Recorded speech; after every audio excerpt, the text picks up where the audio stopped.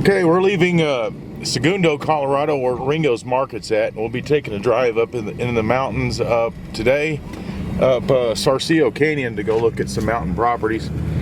You see Ringo's grocery store.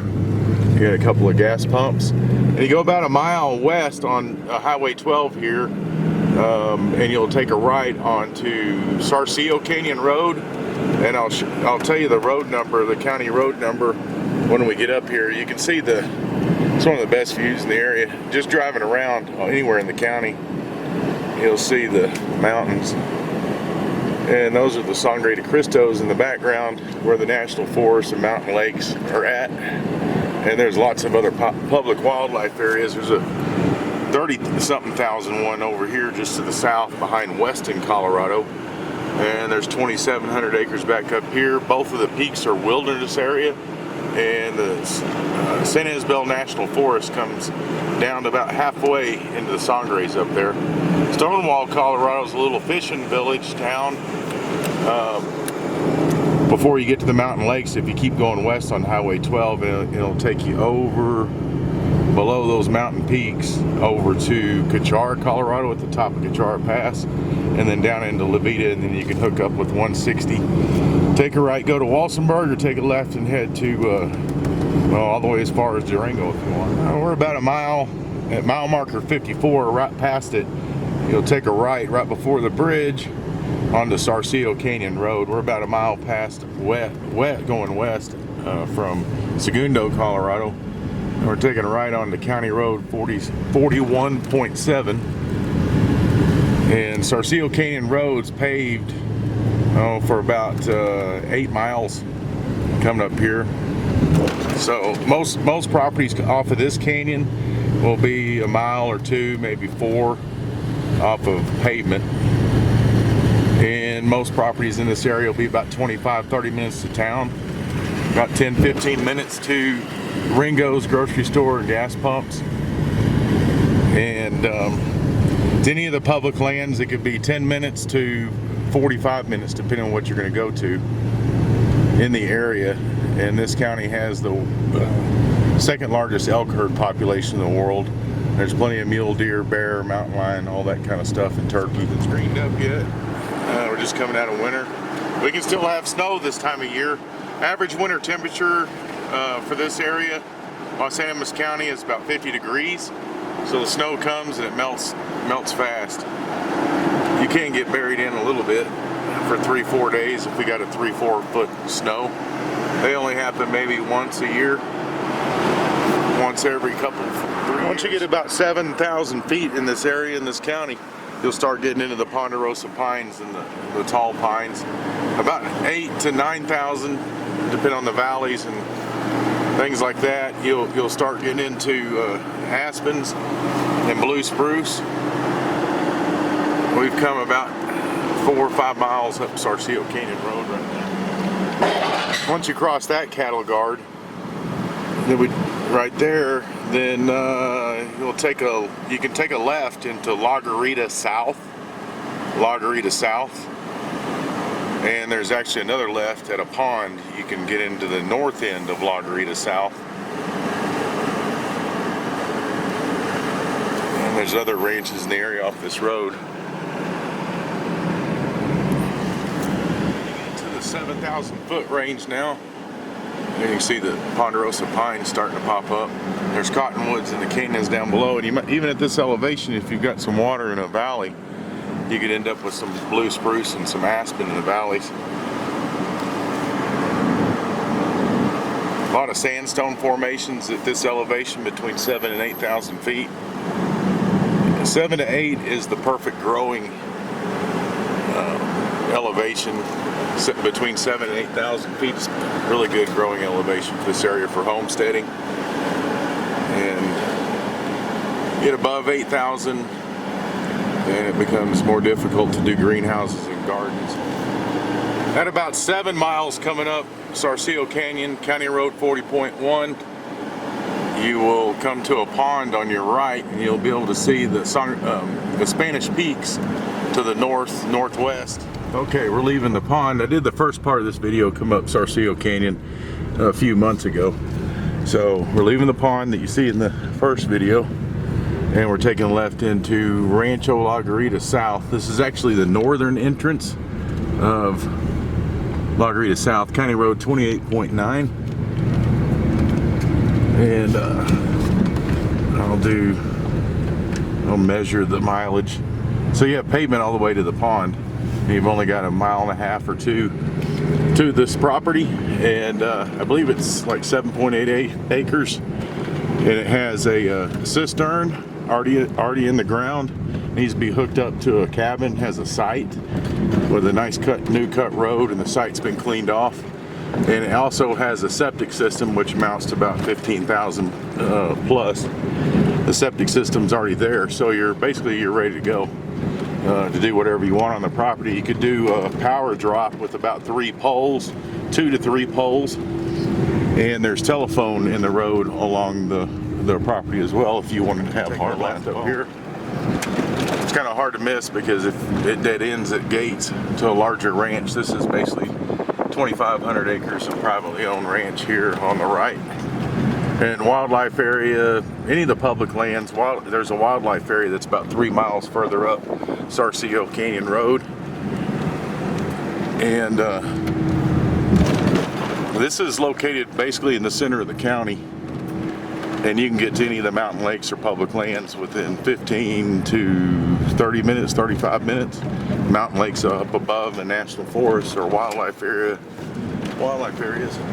Okay, 8/10 of a mile, 9/10 of a mile, right at it. We're taking a left on Smith's Trek, and we've got about another mile to go before we'll take a right-hand turn, and we'll be at the property on Smith's Trek. You'll see this tank there. After you pass the Colorado tank and you come up the hill, you'll see Tennis Drive, and you stay on Smith's Trek still.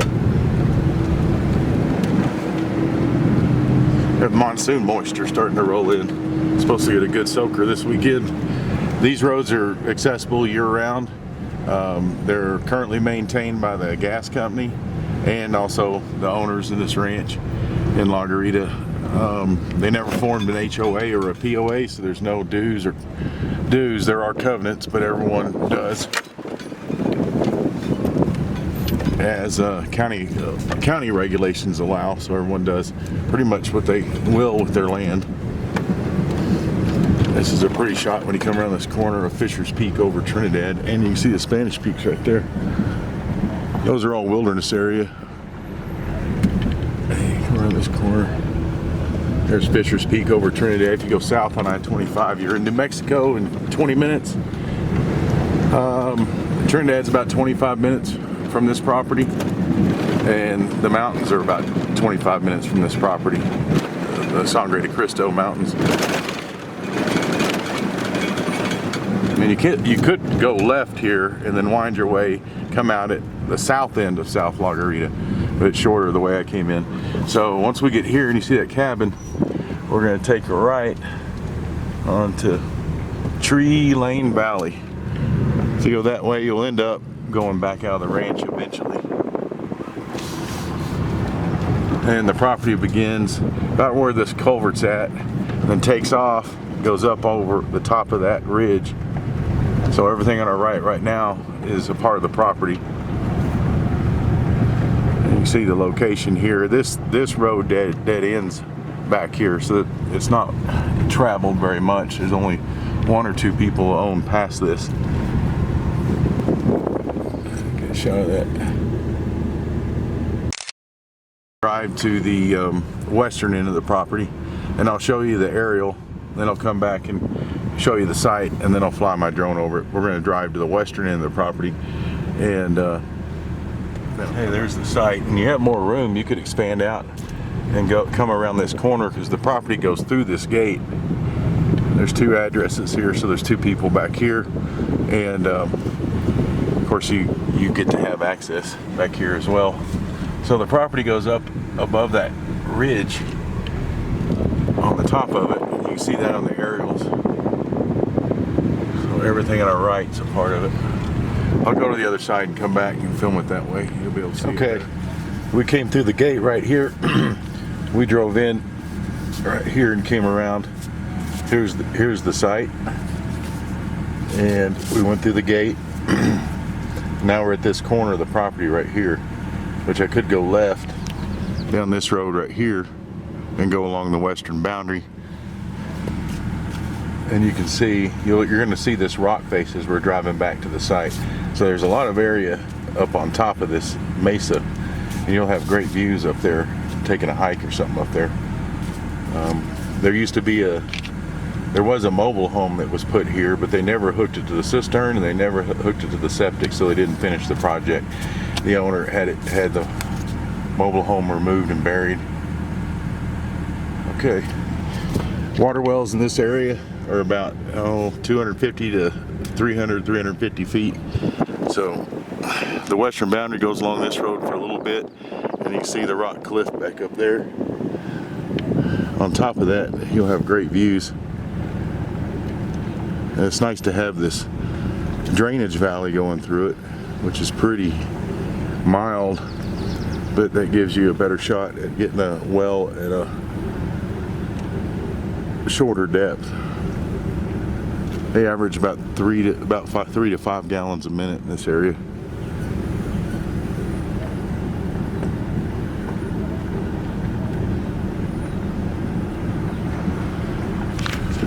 Okay, now you can see the site again.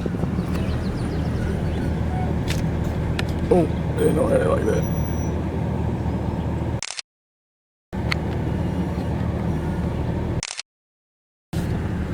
And you could do more going back along here if you wanted to. Okay, going back to the gate. I'm gonna pull onto the site.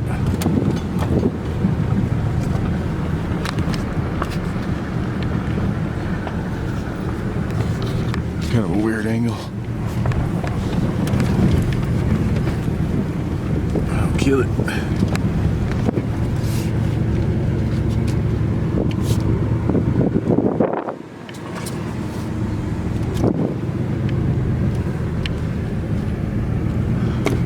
That's all the land that goes with it, going around the corner there where we just drove.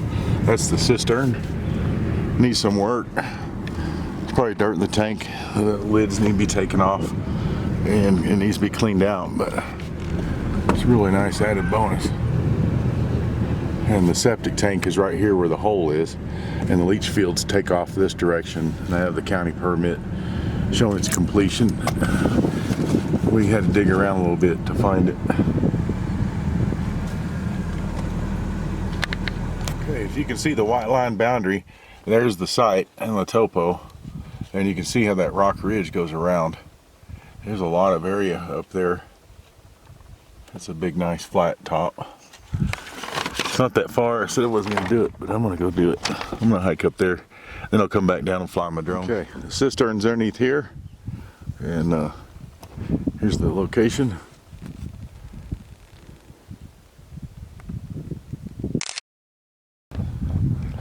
And I'm going to take off. See, straight up there, goes through there. I'm going to go up here about halfway up. It's pretty. You see Fisher's Peak over Trinidad. Looks about like that.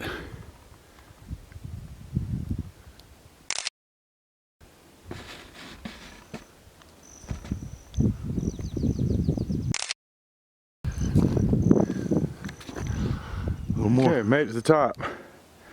Fisher's Peak. Site.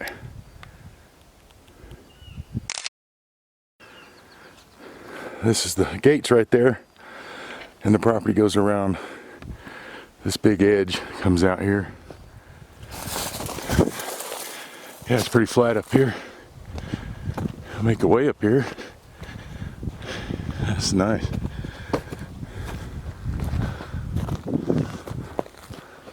Stay on the edge so you don't have to look at trees, just trees and bushes.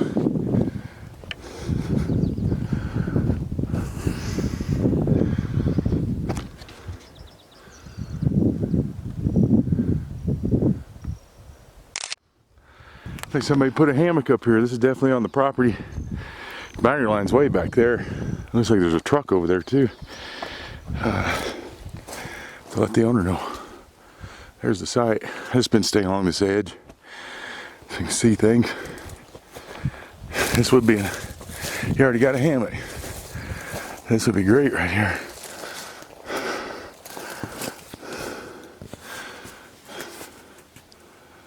Yeah, it's nice. And a truck. This is all on the property.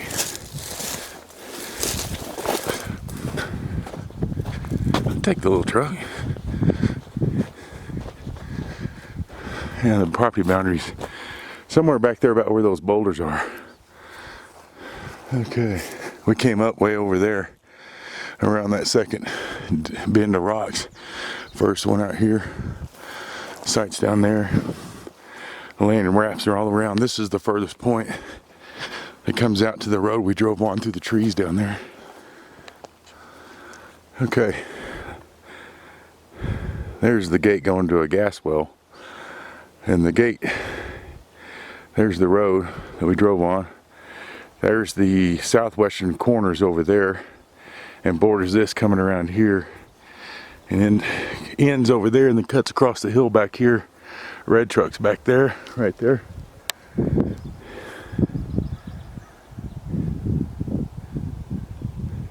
And the site is back around right through those trees. So I'm gonna walk around on the edge of these rocks so you can see that side of the valley.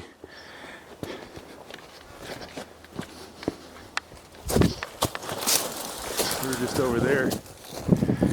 Let's see what it looks like down in here. So the land comes around that corner and then comes along down here and then cuts up across here somewhere. I didn't bring my aerial map. When I get back to the truck, I'll be able to show you. I'll definitely be able to see if that little red truck is on it. Looks like some stuff down there. It's probably off the property. Can't really see down there. Anyway, it comes down around over here somewhere. That cabin is lived in year round, and so is the one back up in here, and those are the only two. And those two are agreed to put a little gate up. Okay, I'll head back, check the the aerial, and then fly my drone over it. Okay, starting at hammock sanctuary here. I should say in the video, I believe it's definitely on the property. So, only having problems with that. They may take their hammock too, and their nice table and chair. Be alright. This isn't bad. Up to hammock lane.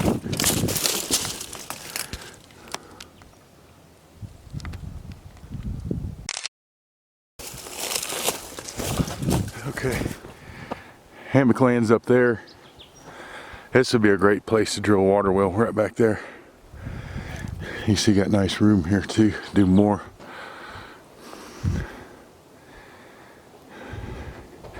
With the septic and the cistern. Septic's huge, the permitting process, and then the new septic lady's a little difficult to deal with. Okay, fly drone. Check topo for check aerial. Okay, if you can see it, hope we can. We hiked up to right here on the very top part. That S10 red pickup's right here. You can see how far back the line is because we were way out here. That pickup's right here in that clearing. So it goes good ways. I saw these big boulders right here be good identifiers for that'd be basically the northwestern boundary line. And when I'm flying my drone, you can see there's a cabin right here. There's a cabin right across the road right here, and you can see this road and the site. You see it doesn't go too far past the site, right on this curve of the road. It starts going straight. And this is the house. Here's the road we came in on. And this is the house. Tree lane, we took a right on the tree lane. That's the house across. Okay. Okay. Before I fly, going to show you where the septic's at. Here's the septic tank. I left this hole uncovered because you can see one of the leach field lines. You can see on the permit. One takes off that way with like 48 infiltrators. One takes off straight. You can see where the foliage is gone. It was done in 2009. It's concrete septic tank, 1,050 gallons. Corner of it's right here.